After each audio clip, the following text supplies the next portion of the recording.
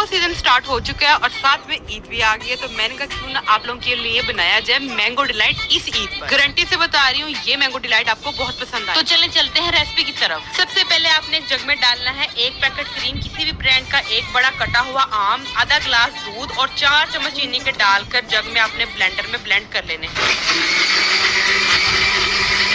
Mango का mixture हमारा ready है। अब आपने क्रीम के बगैर बिस्किट्स को दूध में डिप करना है और आपने सर्विंग बर्तन में उसको रख देना है। लाइन वाइज बिस्किट्स को रखने के बाद आपने आधा मैंगो का मिक्सचर इसके अंदर डाल देना है। अब आपने 1 आम के कटे हुए आधे टुकड़ों को इसके ऊपर डाल देना है। पहली लेयर हमारी कंप्लीट हो गई है। दूसरी लेयर में पहली लेयर को रिपीट करना है। पहले बिस्किट्स, उसके ऊपर मैंगो का मिक्सचर, उसके ऊपर दोबारा से कटे हुए आधे जो बचे हुए हमारे आम है वो डाल देने हैं। बिस्किट्स में मैंने गला बिस्किट्स यूज किया है, आप अपनी मर्जी से कोई भी बिस्किट यूज कर सकते हैं। अब इसको डेकोर करने के लिए इसकी टॉप पर हम क्रीम के साथ बड़ी वाली जिप लाइंस बनाएंगे। हमारा बहुत ही मजेदार क्रीमी मैंगो